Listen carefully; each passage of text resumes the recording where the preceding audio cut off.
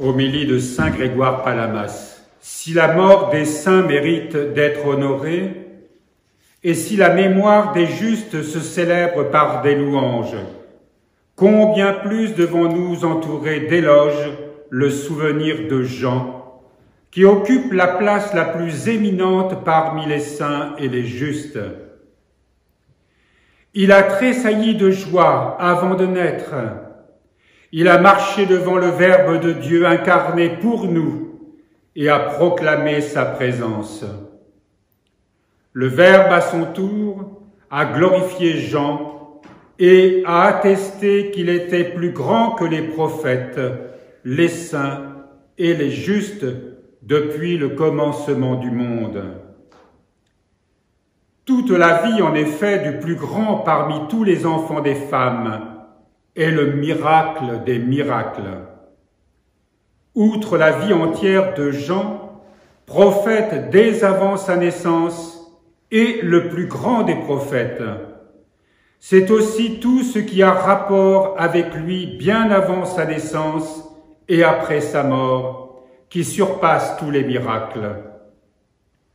En effet, les divines prédictions que des prophètes inspirés par Dieu ont faites à son sujet le décrivent non comme un homme, mais comme un ange, comme un flambeau étincelant, comme l'étoile du matin, diffusant la lumière divine, car il précède le soleil de justice, et comme la voix du Verbe de Dieu lui-même.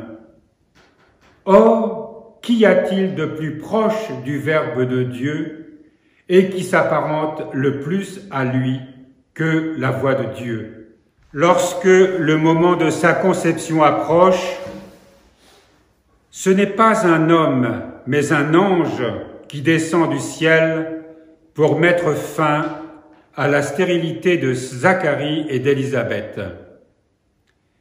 Il promet que ceux qui ont été inféconds depuis leur jeunesse donneront naissance, dans leur extrême vieillesse, à un enfant.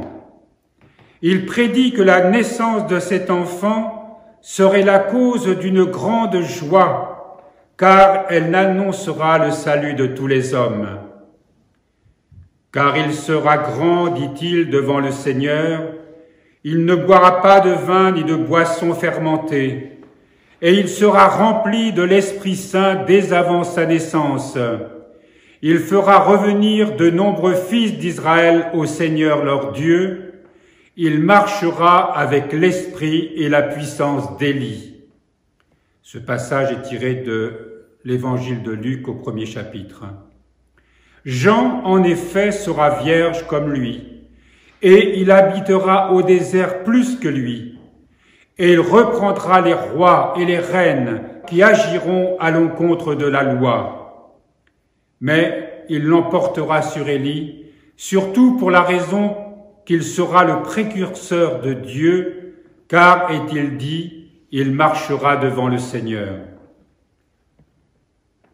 Comme tout le monde n'était pas digne de lui, Jean a vécu continuellement dans les déserts depuis son plus jeune âge, y menant une vie privée de confort, exempte de soucis et de toute simplicité. Il vivait pour Dieu seul, attentif à Dieu seul, trouvant sa joie en Dieu. Il vivait donc en un endroit écarté sur la terre, comme il est dit, il alla vivre au désert jusqu'au jour où il devait être manifesté à Israël. C'est dans Luc, 1er chapitre, 80, verset 80.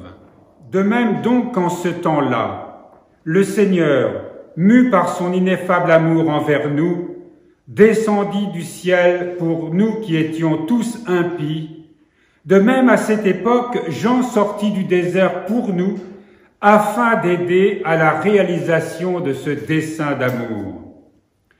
Car pour servir le Dieu de bonté, dans son abaissement extraordinaire vers les hommes qui étaient alors plongés dans l'abîme du mal, il fallait un homme d'une vertu insurpassable comme lui. C'est ainsi, en effet, qu'il attirerait à lui ceux qui le verraient, comme de fait, il les a attirés, et qu'il les entraînerait merveilleusement à la suite de l'homme remarquable qu'il était, en manifestant par sa façon de vivre sa supériorité sur tous. Le message qu'il proclamait était en accord avec la vie qu'il menait, car il promettait le royaume des cieux. Il brandissait la menace du feu qui ne s'éteint pas et enseignait que le Christ est le roi des cieux. Nous célébrons donc la décollation de Jean-Baptiste. Demain matin, nous lirons ce passage, comment il a été arrêté parce que il a dit à Hérode que son attitude en prenant la femme de son frère était aux yeux du Seigneur condamnée, et comment, au cours d'un repas, il a été exécuté. Qu'est-ce que cela nous apporte aujourd'hui, outre le fait de savoir, de mieux connaître l'histoire sainte? Nous l'avons entendu, Jean-Baptiste, qu'on nomme le précurseur, celui qui annonce le Christ, celui qui rend droit les chemins dans les cœurs des hommes, lui qui les appelait à l'époque au baptême de repentance, préparant ainsi une foule de personnes qui, dans cet état d'esprit, ce désir de conversion, pouvaient reconnaître le Christ. Mais pour nous aujourd'hui, la leçon que nous pouvons retirer de cela, c'est que nous sommes tous des Jean-Baptiste. Nous sommes tous des Jean-Baptiste parce que, comme nous le méditions ce matin, au cours de la liturgie au monastère Sainte-Clotilde, nous devons annoncer le Christ par notre vie. Il n'est pas possible que le Christ soit connu dans le monde autrement qu'en l'annonçant par notre vie. La fin de cette homélie, du moins c'est un extrait d'homélie, que nous pouvons reprendre. C'est ainsi en effet qu'il attirerait à lui ceux qui le verraient, comme de fait il les a attirés, et qu'il les entraînerait merveilleusement à la suite de l'homme remarquable qu'il était, en manifestant par sa façon de vivre sa supériorité sur tous. Le message qu'il proclamait était en accord avec la vie qu'il menait. C'est de ça dont il s'agit pour nous chrétiens. De proclamer le message, mais que ce message soit vécu pour qu'il soit véritablement témoigné. Si nous proclamons une parole et que nous ne vivons pas cette parole, alors elle n'aura aucun effet. Le drame de l'Église, de sa division, même si de tout temps, dans toutes les églises, il y a eu des saints, des saintes, des justes, l'ensemble de l'Église s'est terriblement sécularisé. Et aujourd'hui, on le voit, plus que jamais, dans les moments troublés que nous vivons, l'Église n'a pas la force. Elle n'a pas cette parole vivante. Certes, il y a des communautés qui sont plus vivantes que d'autres, mais le Seigneur a créé l'Église pour que justement nous soyons des témoins pour apporter la lumière du Christ au monde. C'est en ça que nous sommes, comme Jean le Baptiste, des précurseurs. Personnellement, dans notre entourage, au sein de notre famille, au sein de nos milieux professionnels, dans la vie sociale. Nous avons peur d'être chrétiens, de dire que nous sommes chrétiens. Quand on va au restaurant, par exemple, si nous sommes invités, est-ce que nous faisons la prière? Alors, il ne s'agit pas de se mettre debout comme nous faisons ici et de chanter et reconnaître le Seigneur. Ça ferait un peu provocateur. Mais à voix basse, nous pouvons réciter une prière et nous pouvons nous signer. Voyez, comme les musulmans par exemple, à l'heure de la prière, s'ils sont en voyage, déplient leur tapis de prière, se dirigent vers la Mecque et font leur prière. Il faut vivre cette certitude en soi pour pouvoir la manifester. Il ne s'agit pas de montrer que nous sommes chrétiens, bien sûr. Là, je parlais simplement pour illustrer le fait que nous avons souvent peur de dire que nous sommes chrétiens, que nous sommes des croyants.